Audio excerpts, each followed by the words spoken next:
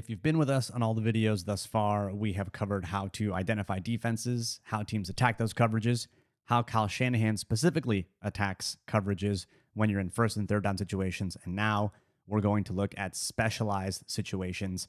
Football is all about situations. And so we're going to look at a couple key ones here. Red zone, 2 minute, and trailing in the fourth quarter. We've got lots of fantastic concepts here that Shanahan likes to pull from, also ones we think are interesting.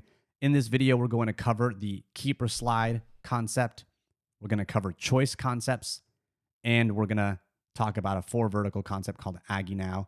Let's jump right into it and talk about the first set of plays. The first situation is going to be red zone, where you're going to get a play from Shanahan's keeper or movement series.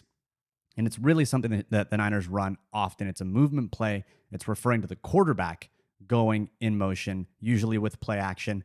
And really, this play is a 3-level flood that gives you a read underneath really quickly, but then gives you some other options depending on what the team does. Yeah, so we'll go ahead and let it run here once just so you can kind of see the overall look of the play, and then we'll go back and kind of talk about some of the individual routes. So pretty straightforward. Obviously, you see Garoppolo getting on the move after the play fake, but the elements that we're looking for here that are going to be consistent are going to, again, be a short route, something into the flat area. So here we get juice that comes on this slide route. And the slide route just meaning he's coming from the opposite side of the formation and he's taking a path behind the line of scrimmage. So behind the offensive line here rather than, leaking out in the front like that. So he's going behind those guys, getting out to the flat. Then we're going to have somebody also usually coming from the backside that's in the intermediates on some kind of crossing route. So getting kind of into that level. And then usually the receiver that's over to the side the play action is going to the boot's going to is going to have some kind of deeper outbreaking route, right? So here when he's split wide, going to be looking at something like a comeback. Sometimes you'll see if he's a little bit tighter the formation, it might be something more like a corner route. But those elements are the things that are consistent across all of these keeper plays. And so that slide route, that underneath, that's what gives the concept its name. In this case, it's keeper slide. Shanahan has lots of things in the keeper series. This is just one of them. And that slide route from Juice is indeed the first read. So this keeper slide concept is read short to deep. So that first route, that slide route, is going to be Jimmy Garoppolo's first read. And that's where he goes to here. Now, the defense from the New Orleans Saints is going to be a single high defense. You can see that safety aligned back there immediately. You look at the fact that they're rushing 4 and you think to yourself, okay, this could be single high, it could be man, it could be something else. But ultimately, when you look at what the linebackers do, this is going to be your tip-off that this is not a man coverage, but rather a zone coverage. So they do the thing that all linebackers do, which is react to run on play action. But then you see them get to their drops. And when they look for space as opposed to a player, they're in zone, which then tells you this is cover 3. And so that middle safety then is indeed one of the 3 deep defenders. You've got the corner up top, who's one of the deep defenders, and you've got this backside corner who ends up realizing he's got no threats and ends up trying to help out a little bit. So this is run against cover 3, and it's run effectively against that in the red zone, gets them a couple of space. So effective that they decided, you know what? Let's go ahead and take a page from George Kittle's book and just run it again. Run it again. And that's exactly what they did on the very next play. All right. Well, yeah, let's get to the next play there. And this is going to be like a little bit different from a coverage standpoint, so we probably won't spend too much time here because really once you get this close to the goal line, coverage structures really start to change. Really, like once you get inside the 12-yard line is kind of like roughly the area where you see defenses start to switch up, and we haven't spent a lot of time talking about those types of coverage, so we probably won't get into a lot of that on this one, but you can see the same structure from the offense, right? So this time, Kittle's going to be the one that pops back here and gets on the slide route. Juice is going to have a corner route, again, because he's tighter to the formation here, so we want to get to that. We want the same like general spacing on these routes, right? So that's why you see like the corner routes from the guys that are tighter to the line of scrimmage, where you get the comebacks from the guys that are a little bit wider. And then we get the crossing route from the receiver here. So let this run again. you can see just how tough this is on the linebackers, right? So 52 is the one who ends up, trying to get, and he actually does like a pretty reasonable job of like picking up Kittle as he's coming again behind the line of scrimmage, which can be tough to like track and find that guy sometimes.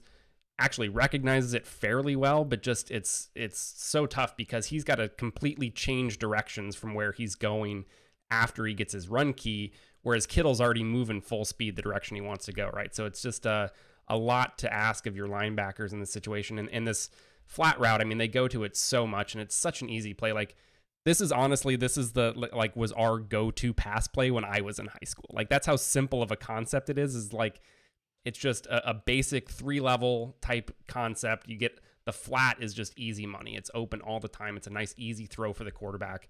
But it's tough on your linebackers, especially. The additional layer that this adds is because it is play action, there's a type of motion and a type of block really that Shanahan likes to use often. It's a sift block where the person on the end of the line of scrimmage, which in this case is going to be Kittle, does almost the exact same thing where he comes across and actually blocks that backside defender. And so because this is play action, now that player's like, okay, am I going to get blocked? Is the quarterback going to keep it? It adds another bit of hesitation that the defender has to read before they can go, okay, now I can sell out and either cover or rush the quarterback or run down the line of scrimmage and try to make a play on the backside. So even though we haven't talked about the run game yet, that's going to come in a little bit later video, this is still something that Shanahan is still consistently throwing pictures at defenders to say, you're not sure what this looks like until hopefully it's too late. And in this case, for that poor linebacker, it was indeed too late. Yeah. I mean, he almost makes it there. Almost, right? Like, he plays it just about as well as you can. And it's still not enough. Yeah. So now let's get to a 2-minute drill. And for the 2-minute drill, it's going to be the play that you know and love, of course, to George Kittle. Ultimately, this is going to be from his drop back package of plays, 5 to 7 step drop backs. And this concept is another one that has a lot of things paired with it. And the one that we're going to look at here is called choice water. The choice concept is really a route that is an alert route, but it's also made to kind of highlight one person and say, let's get you the ball, let's get it to you in space and let you do your thing. And that's exactly what George Kittle does on this play. That really is like this is the play you put on your resume. This is the iconic play. Every player is known for a play nowadays. And this is the play that George Kittle is known for. Yeah, so let's go ahead and watch it. I mean, I'm sure you guys know which play is coming here, but we'll let it run and then kind of, again, go back and talk about the specific routes. But Kittle is the guy on the choice route, right? So this is a play that is designed to get him the ball. So he's coming in motion from this opposite side, and he's going to, again, kind of be a little slow off the ball. He wants to really give it a moment to let that timing sync up with Garoppolo. But he's going to get kind of up to, an area of 4 to 6 yards or so. So I guess a little bit further here. And then he's got, at that point, a 3-way go, right? He can either break inside, break outside, or he can sit it down, right? If it's zone and he's got some space there, he can just stop, turn around, show his numbers to the quarterback and sit there. He's going to get a route that kind of clears things out for him. So it's born on this one, just kind of looking to get vertical and clear some space for him underneath. And then the water concept is with the other two receivers. So you're going to get the shallow cross here from Sanders, and then it's not 100% like able to tell because he gets bodied really at the line of scrimmage here with press, so he doesn't really get a great chance to get into the route, but it looks like he's trying to get inside and then get to this basic route, right? So you can see as he runs up there at the top, like gets kind of owned at the line there and the ball's out like by the time he even, before he can get to the depth where he would break. But with the way everything else is setting up, it looks like that's what he's trying to do. But as we get to Kittle, so they're playing, in man coverage here, Kittle can read the leverage of this defender. So he knows that he's coming from inside already. That means I've got the outbreak, right? That's the one that is opposite of the leverage of my defender. So I know I'm going to have space there. Makes the break. Garoppolo makes a nice throw, and there it is. And we've got lots of ways to attack a defense on one play. We talked about how do you attack man coverage? Well, you attack it with bunch formations and by really a choice route in this case, which is beating your man by making him wrong based on leverage. And then on the other side, you're going to have a zone beater, right? This is what the basic and the drag route are effectively doing is you get a high-low stretch against zone, giving Jimmy Garoppolo two options on one play, depending on what you get. And the game's on the line here. So this is going to be a play that, you have it set and structured to get it to your best receiver on the team. But if not, you're still going to give yourself options on the other side. But it seems like Kittle's the best option here, and it was. And he's going to go ahead and do George Kittle things. As he often is, usually the best option on the play. Yeah. Did you know that in his rookie year, tight ends coach John Embry used to fine him $10 every time he ran out of bounds instead of avoiding contact or instead of initiating contact? I did not, but that's pretty awesome. Yeah, it was a way to get him to seek out contact because he was a big dude as opposed to run out of bounds. And I don't know that he's going to have to fine him often. Yeah, and he is, he might need to make it proportional to his salary at this point. Yeah, not exactly shying from contact there. Yeah, it's fantastic. So choice is a concept that, you saw the backside concept that we talked about, which was, in this case, the water concept, but you can also pair choice with lots of other things. And so this is the choice concept as well on one side, but now you're going to get a slightly different concept on the backside, which is the flag concept. And so this play in Shanahan's playbook is called choice clear flag for a couple of reasons. One, it's called choice clear because you add a clear route to the choice concept on the front side of the play, which is going to be near the bottom of the screen.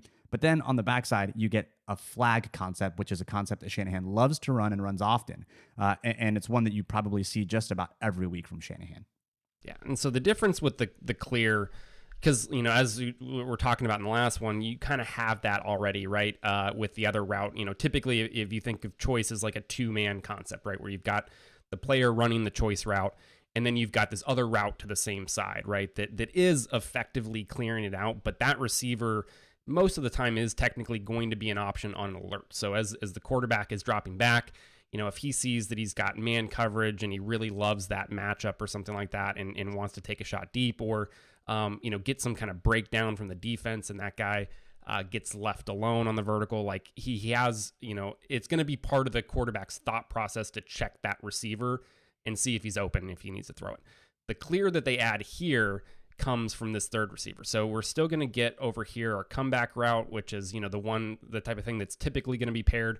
The choice route's going to come with from the back on this one. So he's going to get out here. And then this is the clear route. So he really isn't even part of the progression. He is purely there to just try to take a defender or two with him and open up the space underneath. So that's the choice side here. And then the flag, you're going to get this kind of inside stem to a corner route. And then your inside guy is going to run what they call a drag China route. So he's going to sell like he's going to the flat, but then he's going to break back either inside or he can settle versus zone as well. So that's the routes that we're looking at. Now we can kind of let it run. And so, this is really this is kind of a big reason why they like this stuff in the 2-minute drill situation, because you get a lot of this type of defense, right? So you can see Seattle here playing very soft, right? Their safeties are lined up, 20, 25 yards off the ball to start. Everybody's getting pretty big drops. And it just gives you all of this space underneath. So whether they're playing zone or even if they're playing man, right? Then we obviously saw in the last play with Kittle why that's effective against man. But here you can just get Coleman that sits down, has all this space to work with. And by the time the backer can close, he's able to make the catch, have enough time to make some sort of move and make a miss and get some stuff after the catch. And in this case, the Seahawks are playing cover 6. And it's probably a little bit more difficult to identify this version of cover 6 just because of how soft the safeties are playing. When I looked at this initially, I thought to myself, okay, I see a 2-high shell. I see both safeties move back at the snap. I'm like, okay, I'm thinking this is cover 2 initially. And because normally, remember when we talked about identifying cover 6, we talked about that second safety, the safety down here at the bottom of the screen, really keying off that second defender, or the second wide receiver, I should say. Yep. In this case, though, they take a step back immediately at the snap because it's a 2-minute situation. It's late in the game. And really then the tip-off is the corners.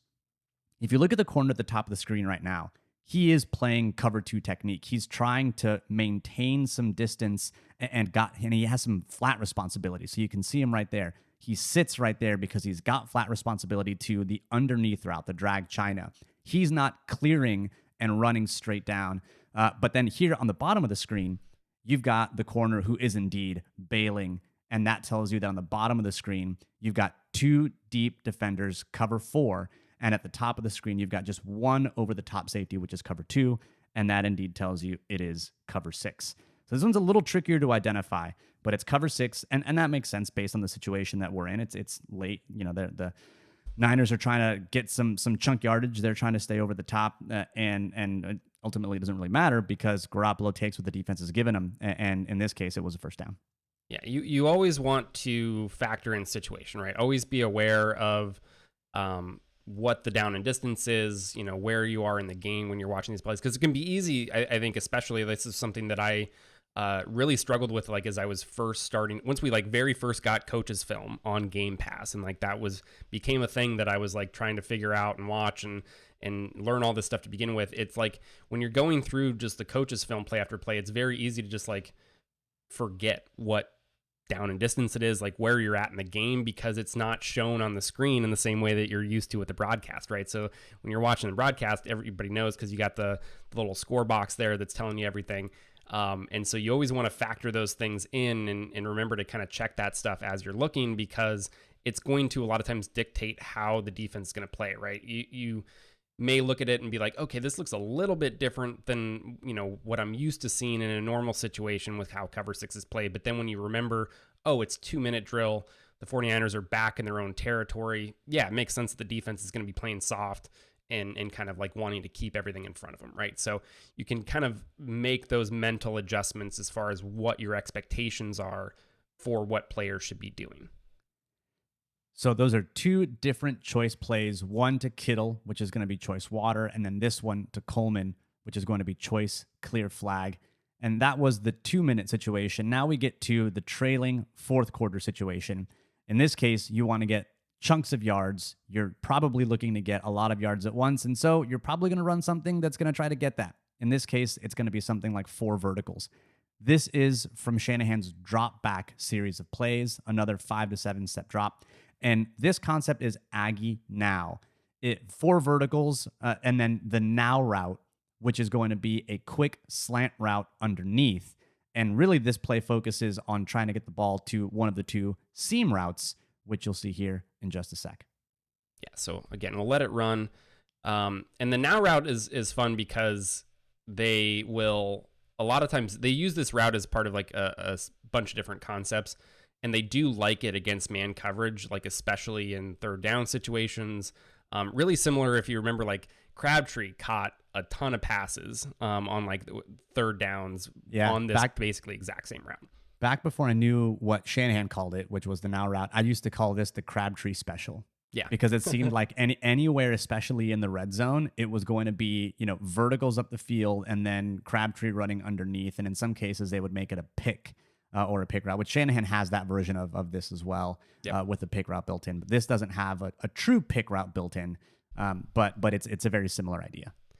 But yeah, so as we look at the routes now and kind of break them up into their component parts, we're going to have 2 receivers who are running outside verticals that really aren't going to be a huge factor most of the time. So you've got one that you're going to get here and then one that you're going to get here. Those guys, yes, they are technically an option, and there are certain coverages where they might, become a little bit more heavily involved in Garoppolo's thought process with where he's going with the ball, but they're usually just there for spacing purposes, right? We want to occupy defenders. We want to really, again, especially against these single high looks, when we're talking 4 verticals, we want to occupy those corners, right? And not allow them to kind of cheat inside on the seams. But the seams are really where we want to go. And so that's going to be here and here. Those are going to be putting that free safety in a bind. And so these are what are called landmark routes, where essentially they are running towards a specific spot on the field. It's going to be dependent on whether they are to the wide side or the short side of the field. So down here to the boundary. So the ball, again, on this hash, this bottom side being the boundary is the shorter side. He's going to be aiming for a point, I think it was about a yard inside the numbers. And then up here to the field, you're looking at a spot about 3 yards inside the numbers. And that is just to make sure we're getting the proper spacing here between these routes so that the free safety can't play both of them effectively. If it is too high, which it's not here, at about like 10 to 12 yards or so, they can look to kind of bend that route inside. And you really want to cross the face of the safety so that you give the quarterback a good window to throw to. And then finally, we're going to get the now route up here at the top. And so you can imagine where if you did have two safeties, how bending it in would be kind of a big deal. But you've got the landmark route run perfectly here. I mean, a yard inside the numbers, he's running right through there, and so he's right on his landmark. Garoppolo winds up, hits him with the throw, and part of what makes this successful is because this is going up against a middle of the field closed look, meaning you've got a single high safety, you've got a vertical on either side of that safety, and Garoppolo makes the right read. The safety cheats to one side, cheats over to this side because he's like, okay, there seems to be more of a threat over there for some reason because, I mean, it's Ross Dwelly, right? What are you going to do? I'm just going to let that guy run. And then Garoppolo says, I don't care. I'm making you pay anyway. And he gets the ball into a window that's only there because the safety runs to the other side first. And he's able to open up enough of a window for Garoppolo to make that throw. And that's exactly why four verticals is such a dangerous concept against what in this case is cover three, because you've got those two verticals that are threatening the other outside deep zones. And so now you've got two verticals running straight at one dude. He's got to make a choice, and the quarterback makes him wrong. And you can see Garoppolo as we go to like the end zone view here. You watch where he's looking right at the safety after the snap. So again, this is from a read perspective for him, there's not a progression. So he's not going from 1 to 2 to 3 between receivers here. It's more of a coverage read. He's going to what his key defender that he's looking at, which in this case is that safety, is going to tell him essentially where to go with the ball. So you can see right after he gets the ball, he's just staring right at Weddle to see what he does. Weddle, as he goes off the screen, when we go back to the sideline here, we can see Weddle right at that point is opening up to Sanders, right? He opens up to the other side. That's when Garoppolo knows, okay, I'm going to come back here to this other seam down at the bottom on Dwelly. And it's tough. So what you really need from a defense to be able to stop this kind of thing, or at least slow down, if you're not going to have any sort of adjustment where you're going to tell a specific underneath defender to carry these seams and actually run with it, is two things that you don't get at all from the Rams on this play. So one, remember, these are landmark seams, right? Where they want to get to a specific area on the field. As a defense, you want them to not get to that area, right? That's going to throw the timing off. And so you want to ideally get some reroutes here. Right as they're getting to that second level, we want to reroute them wide, right? If I make Dwelly go, I know he wants to be inside the numbers. If I can push him wide of the numbers, that really helps me out. That's going to throw the timing off a little bit. And the other thing that does is the second thing that the Rams don't do well here is get help for your corner a little bit. So ideally the corner needs to be splitting these verticals. So on each side there, they really want to stay in between those two vertical routes. So again, they have a little bit of an easier time trying to play two. There's a lot of space for the safety to cover, but they can kind of run right down this outside edge of the number and be in a decent position to help on both of them. And the reroute plays into that, right? It pushes them wider into the corner so that it's easier for them to play both. But in this case, you get, this is a safety down here. This Taylor Rapp, not used to even playing in that position. And so he's way wide with Juice on his vertical route. And so that combined with, again, Weddle opening up the other way gives us all this space to work with here. And it's important to note that Juice is out there and that Rapp is over the top. Because if you go back to the beginning of the play from this all 22 view, you can see that there is a little bit of happening at the beginning of the play with Clay Matthews over here just yelling at people. And he's like, do this, do that. Why? Because you've got Juice out wide. And the Rams, it changes and affects their defensive structure a little bit to have Juice out there. So even before the play is snapped, just the simple formation by having a fullback out there is going to make the Rams think a little bit. It's going to make them adjust their defense, and it's going to put them in a position that is less advantageous for that defense by doing nothing else than you're basically passing out of a run formation. Because when you think of the personnel that you've got here, you've got two tight ends and a fullback, and now all of a sudden you're running four verticals, which is not something you typically see. from a team in what is typically run heavy personnel when you're at empty, because your back is also out there running a vertical as well. Yeah, I mean, formationally, it's great, right? Because if we go back to even the beginning, so you're from a personnel standpoint, like you said, they've got their 21 personnel in there, so you're getting a base defensive personnel from the Rams on this, but then they come out and they're already kind of spreading things out a little bit.